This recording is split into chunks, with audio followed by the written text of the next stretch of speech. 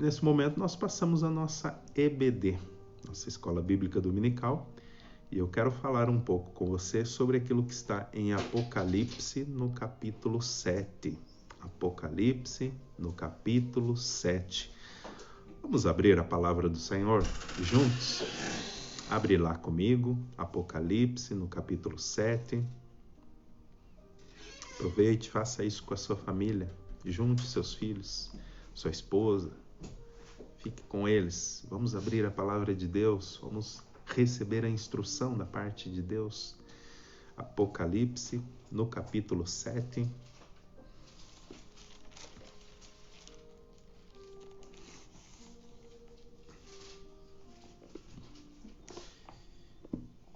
Eu quero mostrar para você, a partir do capítulo 7, exatamente isso. Como é que Deus tem cuidado do seu povo? Como é que Deus tem cuidado de mim, tem cuidado de você? Como é que Deus cuidará de mim e de você? Como é que será que o Senhor fará isso? Pois bem, nós vimos até aqui, no capítulo 6 anteriormente, que nós lemos e fizemos a exposição, que todas as coisas estão chegando ao fim no capítulo 6. Veio a destruição dos ímpios, os filhos de Deus estão a salvos, estão seguros, estão protegidos. E agora o capítulo 7 vai encerrar esse novo movimento que se iniciou com a destruição dos ímpios.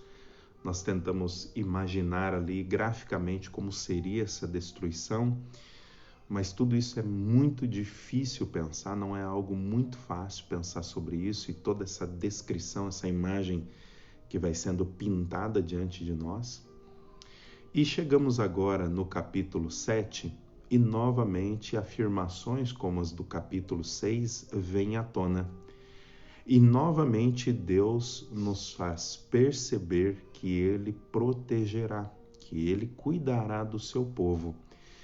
Então você, ao ler Apocalipse, você não pode ler Apocalipse como se fosse uma história, não é?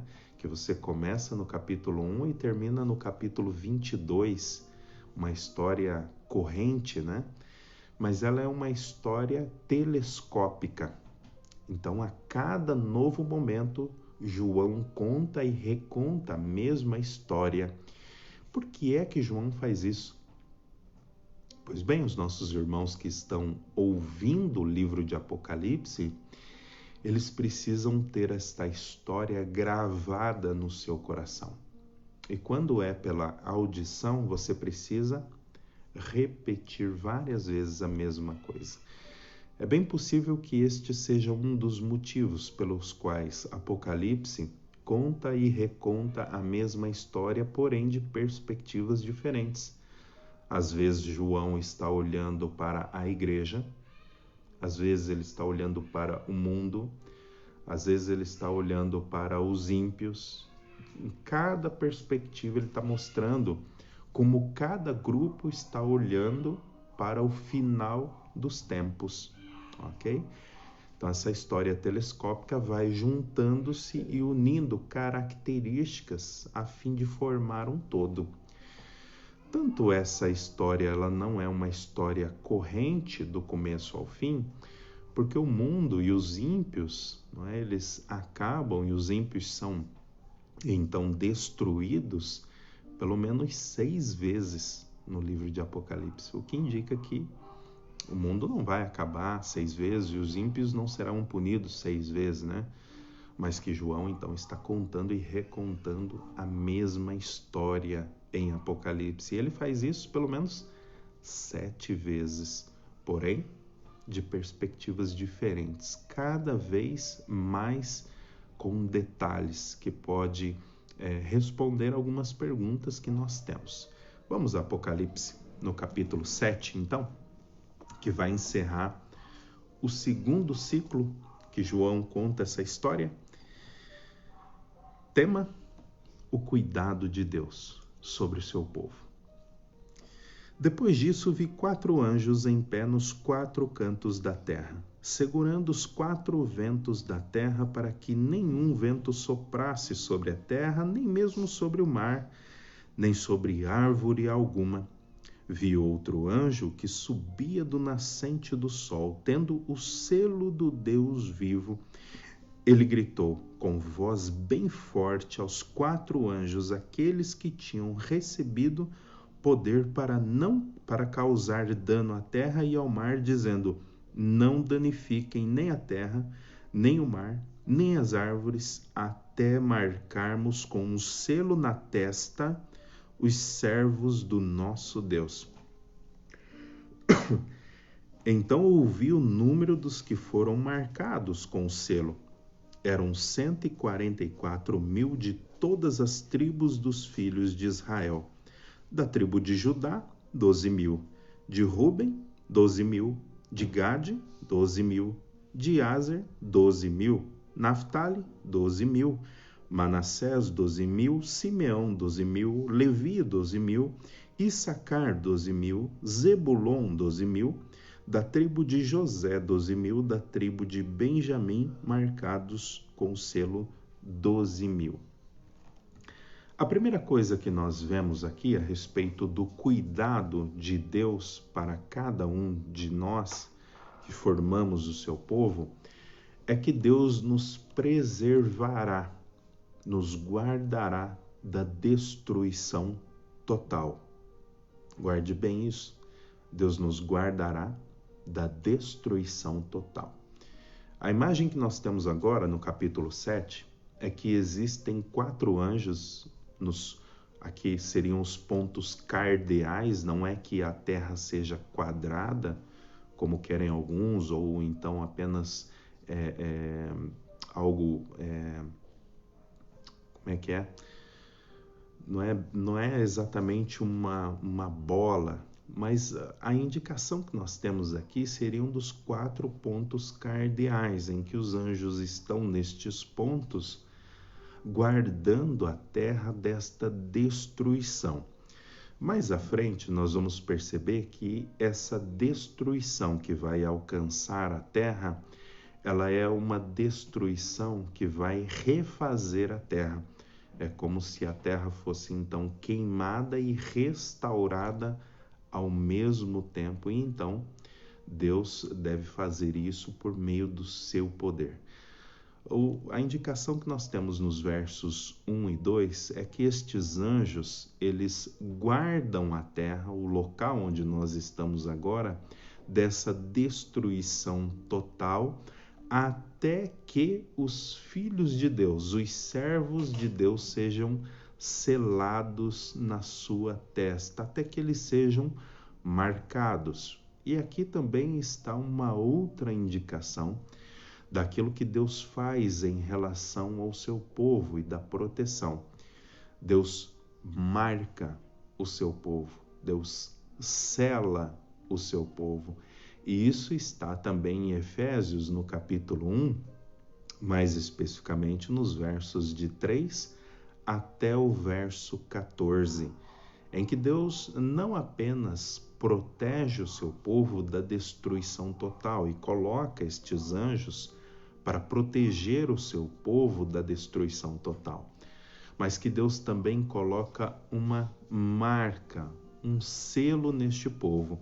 E segundo aquilo que está em Efésios, capítulo 1, versos 3 a 14, esta marca e este selo indicam 2 coisas especificamente. Primeiro, o batismo nas águas, batismo com água. E este batismo com água simboliza, é uma imagem da limpeza que o Espírito Santo faz no nosso coração. Já parou para pensar nisso?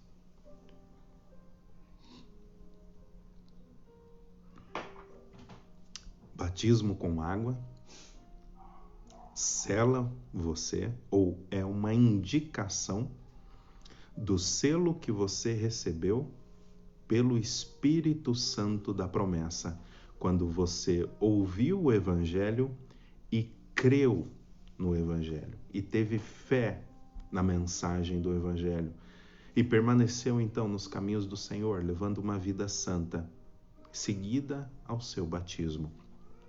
A água, então, é um símbolo da pureza, da obra realizada pelo Espírito Santo, do processo de santificação, da limpeza do nosso coração sujo, que é protagonizada pelo Espírito Santo da promessa.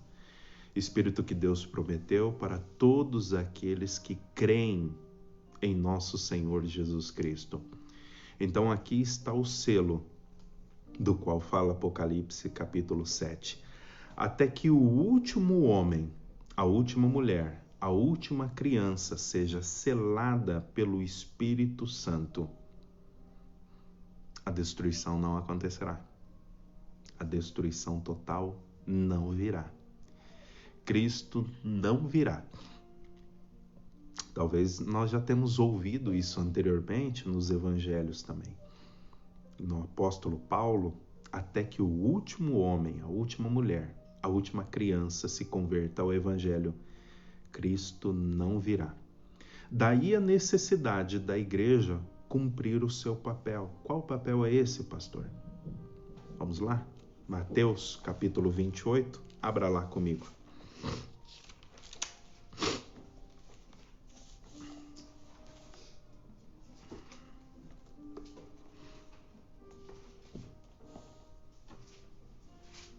Mateus, capítulo 28, a partir do verso 16.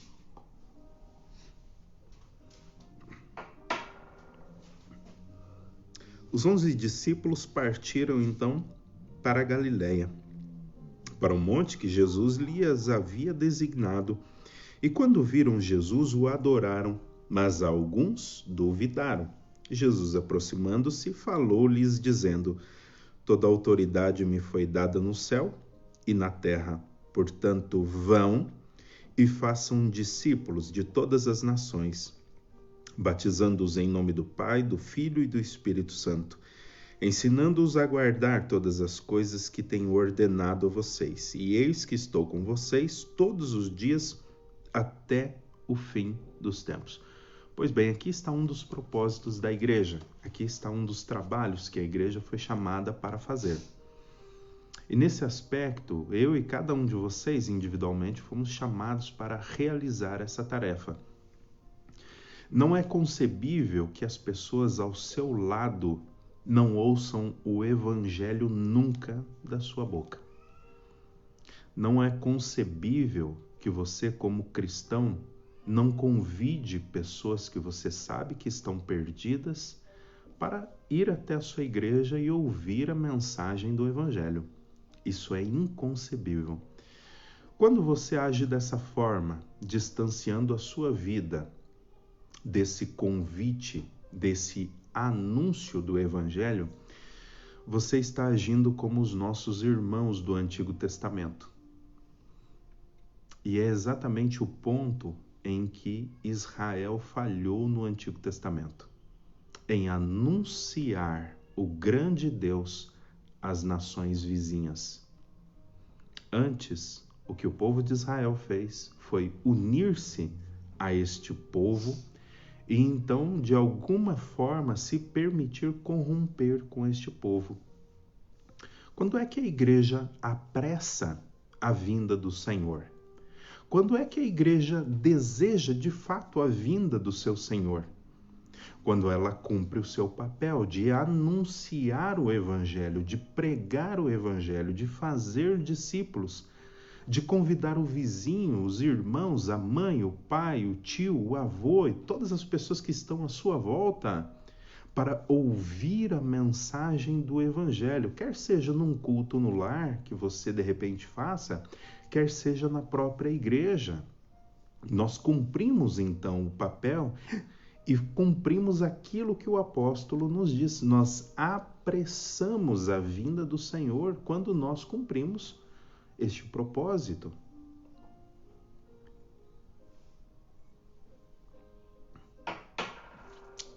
Deus nos protege da destruição total. É o que nós vemos aqui, versos 1 e 2. Os anjos do Senhor estão à disposição para a proteção da igreja. Toda autoridade foi dada a Cristo nos céus e na terra. Deus está guardando o seu povo para que este propósito seja cumprido. Deus está selando o seu povo todos os dias, para que Cristo venha. É da vontade de Deus que o Filho venha. É da vontade de Deus que o Filho revele toda a sua glória nessa terra. Agora, em terceiro lugar, o apóstolo João começa a nos mostrar que ele vê 144 mil pessoas sendo seladas. Então você já fica meio preocupado, pastor, será que esse é o número dos salvos, como querem os testemunhas de Jeová? Mas é claro que não, não é apenas 144 mil. Aqui estão os 144 mil selados como um número figurativo, como nós já vimos anteriormente os demais números figurativos. Os 24 anciãos, que representam a igreja do Antigo Testamento e a igreja do Novo Testamento, e então representa a totalidade da igreja. Novamente aqui nós vemos a mesma imagem. A cada nova tribo são seladas 12 mil. Nós temos 12 tribos em Israel. Isso significa que o número total dos eleitos que Deus tem entre os israelitas, entre os judeus, estão selados. Neste caso, especificamente, é aquele povo do Antigo Testamento. A representação da igreja do Antigo Testamento nesses 12 mil selados de cada tribo. Cada tribo representa a igreja do Antigo Testamento. Você deve se lembrar que a igreja não nasce no Novo Testamento. A igreja não nasce com os apóstolos, nem mesmo com a descida do Espírito Santo. A igreja de Deus nasce no Éden, com Adão e Eva. É ali que nasce a igreja de Deus. Portanto, cada uma das tribos, quando tem 12 mil selados e então vão formar o número de 144 mil, é uma representação da igreja do Antigo Testamento. É uma representação de cada uma das tribos do Antigo Testamento. Não bastasse isso, agora o apóstolo João vai nos mostrar também, a partir do verso 9, que a representação da igreja do Novo Testamento é um número incontável.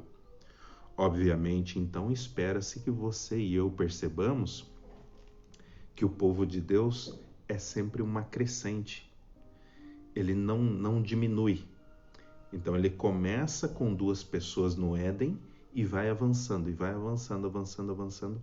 E quando chega no Novo Testamento, então, e a partir da pregação e da descida do Espírito Santo no Novo Testamento e de toda a obra do nosso Senhor Jesus Cristo, esse número amplia ainda mais. Agora ele sai de dentro de Israel, apenas do povo hebreu, e ganha contornos mundiais, alcança as pessoas agora de todo o mundo.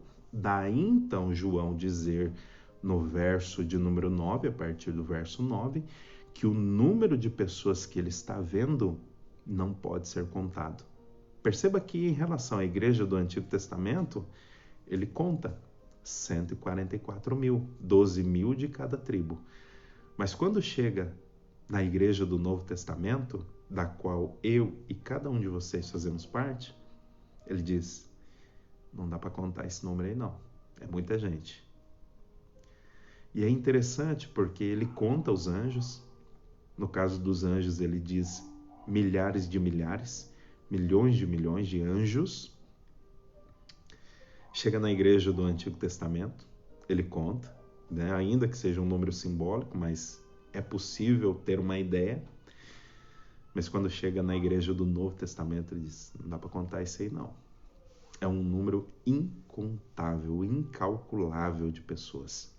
E eu convido você para ver comigo agora, verso 9 em diante. Depois destas coisas vi, e eis grande multidão que ninguém podia contar. Olha que alegria. Eu e você estamos no meio dessa multidão que ninguém pode contar. De todas as nações, tribos, povos e línguas, em pé diante do trono e também diante do Cordeiro, vestidos de vestes branquinhas, com ramos de palmeira nas mãos, e clamavam com voz forte, dizendo: ao nosso Deus que está sentado no trono e ao Cordeiro pertence a salvação. Todos os anjos estavam em pé rodeando o trono, os anciãos e os 4 seres viventes, e diante do trono se prostraram sobre o seu rosto e adoraram a Deus, dizendo: Amém. O louvor, a glória, a sabedoria, as ações de graças, a honra, o poder e a força sejam do nosso Deus para todo sempre. Amém. Um dos anciãos tomou a palavra e me perguntou: quem são? E de onde vieram estes que estão vestidos de branco? Eu, João, respondi: Senhor, tu sabes? Ele então me disse: estes são os que vêm da grande tribulação. Estes são os que vêm da grande tribulação, que lavaram as suas vestes e as alvejaram no sangue do Cordeiro. Por isso, estão diante do trono de Deus e o adoram de dia e de noite no seu santuário. E aquele que está sentado no trono estenderá sobre eles o seu tabernáculo. Jamais terão fome, nunca mais terão sede, não cairá sobre eles o sol, nem qualquer outro calor forte, pois o Cordeiro que está no meio do trono os apacentará e os guiará às fontes da água da vida, e Deus lhes enxugará dos olhos toda lágrima.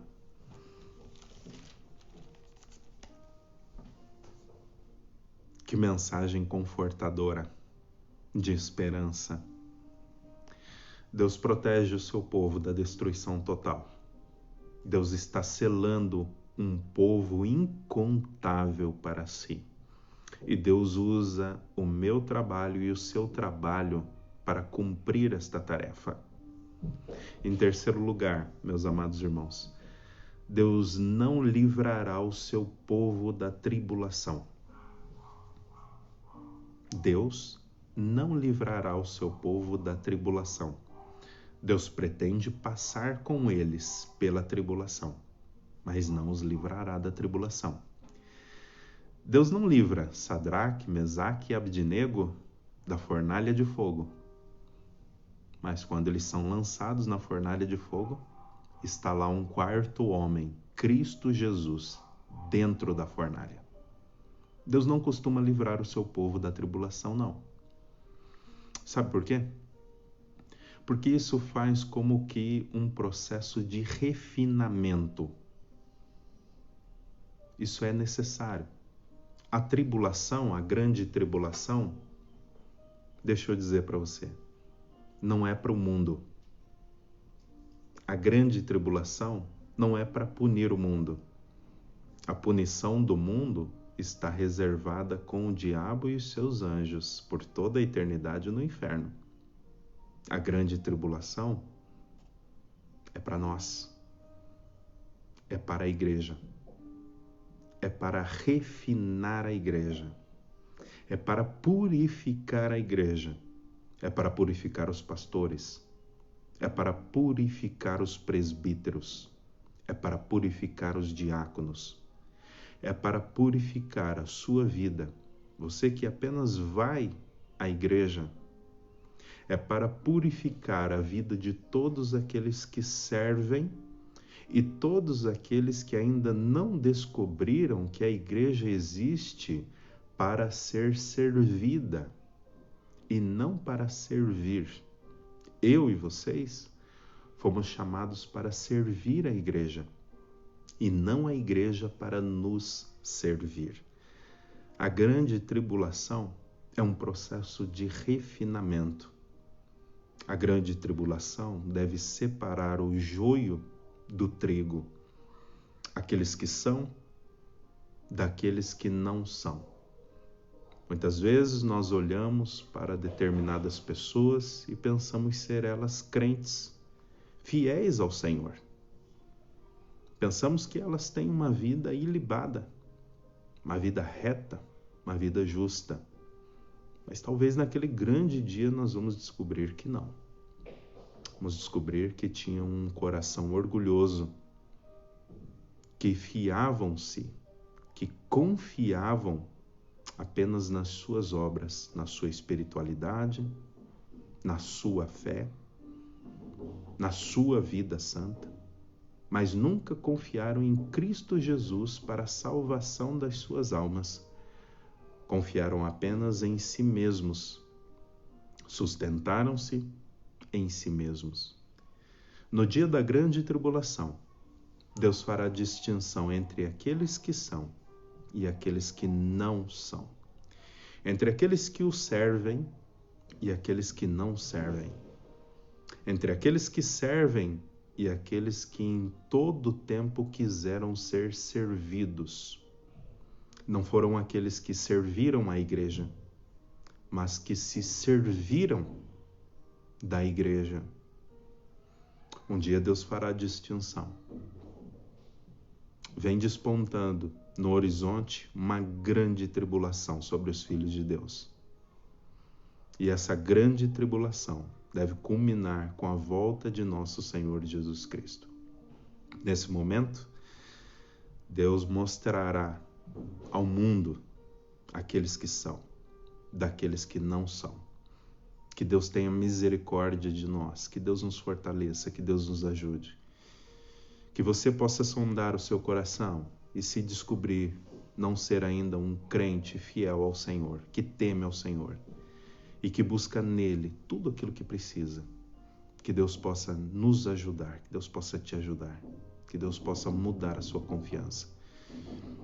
Esse grande grupo que está diante agora do trono de Deus e do Cordeiro, então, está oferecendo culto. O que está acontecendo agora nos céus é culto. Você já percebeu que tem muitas pessoas que não gostam de ir ao culto? Fala, vamos ao culto, entregar um culto ao Senhor. As pessoas não gostam.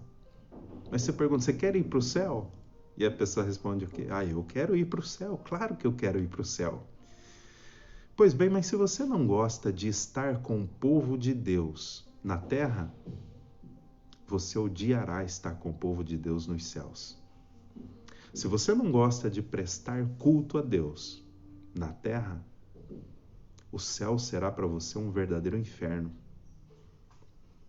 Se você não quer estar com o povo de Deus no dia do Senhor, e se você não quer entregar o domingo ao Senhor, como o Senhor mesmo ordena, o céu será para você um inferno. E o inferno é o melhor céu que você pode ter. Mas aqueles que amam o Senhor, aqueles que temem ao Senhor, aqueles que querem estar com o povo de Deus, aqueles que amam o culto ao Senhor, amam o povo de Deus, o povo do Senhor, que não perdem um culto, mas que tem o povo de Deus em alta conta. Estes querem o céu acima de tudo, porque lá eles terão Deus, lá eles terão o povo de Deus, lá eles vão brincar, vão correr, vão oferecer culto, lá eles vão criar coisas inimagináveis, lá eles terão toda a sua ansiedade, a sua depressão, toda a sua maldade tirada, toda a sua dor, toda a sua angústia será tirada. Não há coisa melhor do que estar com o povo de Deus. Muitas pessoas não querem estar no culto no domingo. Elas dizem, não, eu tenho um lugar melhor para estar. Estão considerando o povo de Deus como coisa menor. Preferem o mundo e as coisas do mundo, a concupiscência dos olhos, da carne. As pessoas então amam o mundo, mas não amam a Deus, não amam o povo de Deus. Aqueles que não querem estar com o povo de Deus também não estarão com o próprio Deus. Por quê? Porque Deus casa com o seu povo. E então os dois tornam-se um. Assim como ele é Cristo, nós seremos. Onde ele está, nós estaremos. Portanto, se alguém não gosta de estar com o povo de Deus, também não estará com o próprio Deus. Existe uma tribulação. E Deus não poupará o seu povo dessa tribulação. E nessa tribulação, nós veremos aqueles que servem ao Senhor e os que não servem ao Senhor. Às vezes nem há tribulação e nós já sabemos quem não serve ao Senhor. Imagina quando vier a tribulação. Pois bem, estes que estão então diante do Senhor estão oferecendo culto. Perceba os cânticos. A imagem agora é anjos cantando por todos os lados. E é um povo, um número incontável, incalculável, que ninguém pode contar, estão todos cantando junto com os anjos por todos os lados. Imagina o coro celestial nesse momento. Você é capaz de ouvir esse coro ressoando o cântico? Ao nosso Deus que está sentado no trono e ao Cordeiro pertence a salvação. Já pensou esse cântico, esse coro? Ou esse coro? Amém, o louvor, a glória, a sabedoria, as ações de graças, a honra, o poder e a força sejam ao nosso Deus para todo sempre. Amém. Já pensou esse coro ressoando nos céus? Esse culto? Que maravilha. Já pensou você cantando com Paulo, com Pedro, com André, com Filipe? Já pensou você cantando com Elias, com Eliseu, com Abraão, com Melquisedeque? Você já pensou nisso? Todos cantando junto com você, ressoando a sua voz e cantando ao Senhor? Já parou para pensar? Jeremias está do seu lado cantando. Isaías, Malaquias, Oséias, Obadias está com você. Mateus, Marcos, Lucas, João, Pedro, Paulo. Já parou para pensar? E todos estão cantando ao Senhor? Culto. Que maravilha. Estes, diz o ancião, um dos nossos irmãos, estes são aqueles que vêm da grande tribulação. São estes que lavaram as suas vestes e as alvejaram no sangue do Cordeiro. Por isso, por este motivo, é porque alvejaram as suas vestes no sangue do Cordeiro. É por isso, é por esse motivo que eles podem estar diante do trono de Deus e estarem diante do Cordeiro. É por isso que eles podem estar aqui no céu adorando, prestando culto. E aquele que está sentado no trono também estenderá sobre eles o seu tabernáculo. Jamais terão fome, nunca mais terão sede, nunca cairá sobre eles o sol, nem qualquer outro calor forte, porque o Cordeiro que está no meio do trono os apacentará e os guiará para as fontes da água da vida, e Deus lhes enxugará dos olhos toda a lágrima. Deus protegerá, guardará o seu povo da destruição total. Deus está selando o seu povo através da instrumentalidade da igreja, através do anúncio do evangelho que sai da minha boca e da sua boca. Em terceiro lugar, meus amados irmãos, Deus estará com eles, estará conosco, com o seu povo na tribulação. Em quarto lugar, Deus poupará o seu povo sempre. Em quinto lugar, Deus criará um novo mundo para nós estarmos com Ele, um novo céu e uma nova terra, a nova Jerusalém, a nova Canaã, para que nós estejamos com Ele para sempre. Que maravilha isso! Assim como o povo de Israel esperava chegar à nova Canaã, nós esperamos também chegar à nova Canaã. Só que agora a Canaã é a Canaã celestial. Neste momento nós estamos como o povo de Israel, caminhando pelo deserto, liderados não pelo pequeno Moisés, liderados pelo grande Moisés, Cristo Jesus. Nós esperamos a Jerusalém celestial. Nós esperamos esta nova criação de Deus, onde nós estaremos com Deus para todo sempre. Nós que entendemos que fomos chamados para servir, porque é isso que vai dizer dos versos 14 até o final. Estes que servem diante do trono são os que lavaram a sua roupa nas vestes do Cordeiro, chamados para servir. Você tem servido a igreja? Ou você tem se servido da igreja? Sabe como é que você se serve da igreja? Quando você apenas vai à igreja. Quando você apenas recebe a pregação. Quando você apenas ouve o louvor. É assim que você se serve da igreja. Quando você é servido na Santa Ceia. Quando você contempla o batismo, ou contempla alguém que está sendo investido ali, um diácono, um presbítero. Isso é se servir da igreja. Servir a igreja é quando você visita teus irmãos. Isso mesmo. É quando você visita, inclusive, aqueles com quem você não tem muita afinidade, não. E você descobre que, na verdade, esse irmão, essa irmã, tá com uma vida cheia de problemas. É por isso que ele é do jeito que ele é.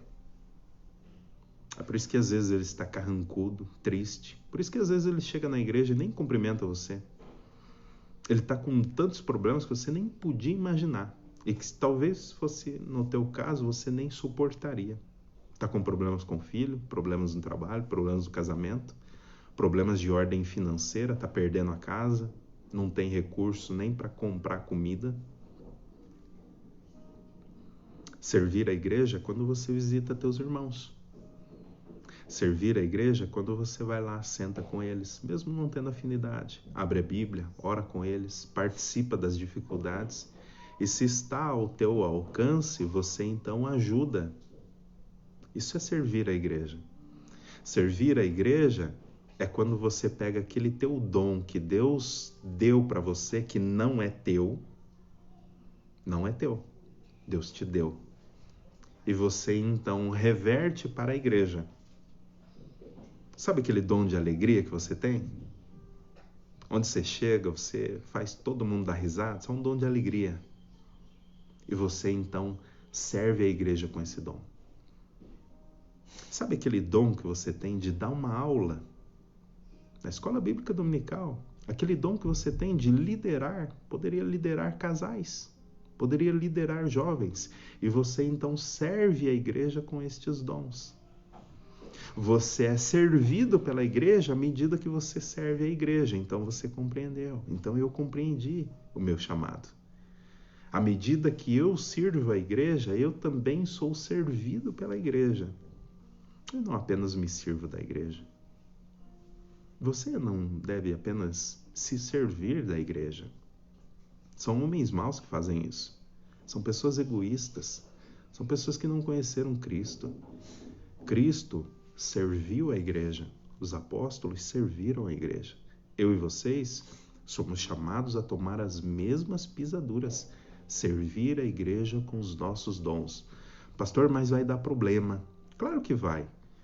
E Cristo não teve problema, não? Os apóstolos não tiveram problema? Claro que vai. Graças a Deus por isso. Mas por quê, pastor? Graças a Deus por isso? Porque assim você pode crescer na vida cristã. Mar calmo não faz bom marinheiro, não. Mas é o mar agitado, bravio, que reforça os braços do marinheiro, a mente, o espírito do marinheiro. É para isso que nós somos chamados, para sermos lapidados. É no mar bravio que você, então, e eu vamos poder mostrar a humildade de Cristo. Quando alguém ofender você, até mesmo na igreja, e você, então, evangelizar a tua própria família a partir do teu comportamento, mostrando como é que se responde humildemente a uma ofensa, a uma palavra muitas vezes errada, servindo a igreja, em humildade, em amor. É fácil? Não é. Mas é dessa forma que Deus faz você e a mim pessoas mais humildes, pessoas à imagem de Cristo Jesus. Quais são os teus dons? Você está servindo a igreja? Pastor, nós estamos aí em pandemia, pastor, mas eu estou servindo a igreja, graças a Deus pela sua vida. Você entendeu o teu chamado. Você tem convidado pessoas para conhecer o Evangelho? Ou as pessoas conhecem você há 1, 2, 3 anos e nem sabem que você é um cristão? Você falhou miseravelmente no teu propósito e no teu chamado. Mas você tem chamado, você tem convidado, elas têm resistido? Que bom, continua chamando. Você e eu também resistimos bastante. Mas continua chamando. Você e eu somos a prova de que um dia eles vêm. Deus guardará o seu povo da destruição total. Deus está selando um povo para si, a partir do batismo e também a partir do selo do Espírito Santo. Efésios 1, 3 a 14, aqueles que ouvem o Evangelho e creem em Cristo são selados pelo Espírito Santo. E o batismo com água, então, é um símbolo deste selo. Você já foi batizado? Não ainda? Está esperando o quê? Está esperando o quê? Deus não poupará o seu povo da tribulação. A tribulação vem para refinar o povo de Deus. A tribulação é para o povo de Deus, não é para o mundo. É para mim, é para você. É para mostrar o poder de Deus na nossa vida, não a nossa força. O poder de Deus na nossa vida. Em quarto lugar, nós podemos estar tranquilos, podemos estar esperançosos, porque Deus tem preparado um lugar para nós, um novo céu, uma nova terra. Deus está criando isso, este novo lugar, onde nós habitaremos com Ele, onde nós continuaremos a servir. Nós servimos aqui e vamos continuar servindo nos céus. E à medida que todos nós servimos nos céus, nós seremos servidos uns pelos outros. Servimos e imediatamente seremos servidos. Nós devemos ser encontrados fazendo isso na igreja, servindo com os nossos dons. Não esconda os teus dons. Não enterre os teus dons. Seja lá qual for o teu dom, não enterre ele. Sirva a igreja com ele. Nós estaremos para sempre com o povo de Deus, no dia do Senhor. E então nos reuniremos em culto, todo o povo de Deus, com os anjos. Cantaremos. Glória para sempre ao Cordeiro de Deus. Graças a Deus por nosso Senhor Jesus Cristo. Porque queremos sempre estar com o povo de Deus, estaremos também com o próprio Deus. Porque o próprio Deus casa-se com o seu povo é a sua noiva. Tanto o povo quanto o próprio Deus, então, serão um, assim como Ele é, nós seremos corpo glorificado. Assim como Ele mostra a sua luz, nós também, com o corpo glorificado, mostraremos a nossa luz. Não seremos deuses, mas teremos um corpo glorificado, um corpo santo, um corpo incorruptível, assim como o corpo dele, o corpo de nosso Senhor Jesus Cristo. Você não gosta do culto? Peça a Deus para que ajude você, é porque você não é cristão ainda, porque você não é crente. Você não gosta de guardar o dia do Senhor, o domingo? Fale com Deus, é porque você não é crente ainda, é por isso. É por isso, porque o dia do domingo aponta para o nosso descanso eterno, aponta para uma pessoa, Cristo Jesus. O problema é esse, o problema é que você ainda não se converteu, não gosta de estar com o povo de Deus, não gosta de visitar o povo de Deus, o problema está na conversão. O problema é que você ainda não se tornou um cristão, não teve a mente renovada, o coração transformado. Essa é a verdadeira causa. Que Deus te ajude, que Deus me ajude, que Deus nos ajude, que possamos permanecer esperançosos no Senhor. Você que é crente, renova as tuas esperanças. Transborde o teu coração de alegria, continua trabalhando, continua firme, continua servindo o povo de Deus, continua avançando, mesmo que ninguém veja, continua indo. Deus está vendo. Deus tem preparado para ti o galardão, aquele que Ele dará para todos aqueles que temem ao Senhor, para todos aqueles que servem ao Senhor. Vamos orar? Vamos agradecer a Deus? Falar com o Pai? Deus, em nome de Jesus,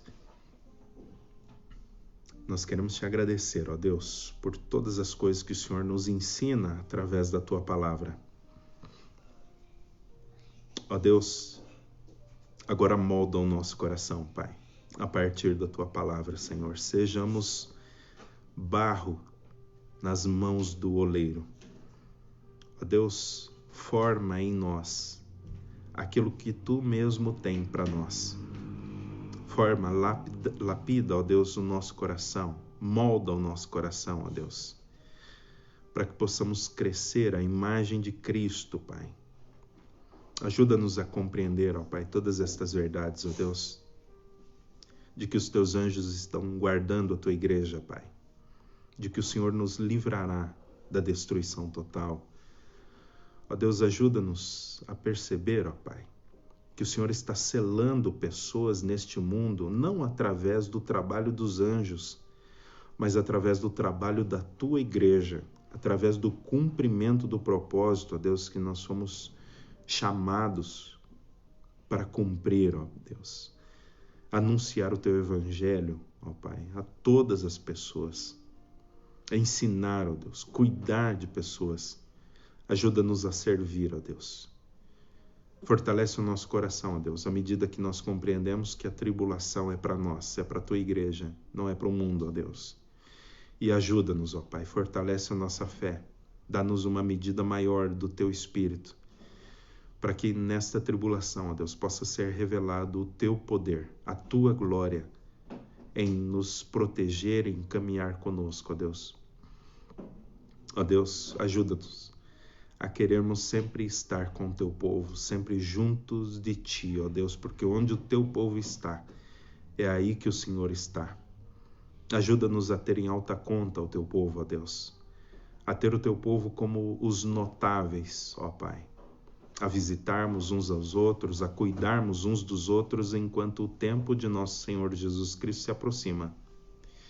Ó Deus, ajuda-nos a termos em alta conta o culto ao Senhor, o dia do Senhor, o dia do descanso, que aponta para o nosso supremo descanso, que é Cristo Jesus. Seja conosco, ó Deus, ajuda-nos a nos alegrarmos quando levantamos os nossos olhos e olhamos para o futuro e vemos todas estas maravilhas que estão reservadas para aqueles que temem o Senhor. Amplia, ó Deus, os nossos termos, amplia a nossa visão, amplia o nosso entendimento, Pai. Nos ajuda a contemplarmos as glórias do mundo vindouro. É em nome de Cristo, Pai, que nós oramos. Amém. Amém, meus irmãos. Que Deus abençoe você, que Deus cuide de você nesse dia. Guarda o dia do Senhor, tá bom? E logo mais à noite, às 7 horas da noite, nós estaremos juntos novamente, expondo a palavra do Senhor. Eu te aguardo lá. Fica com Deus. Um grande abraço.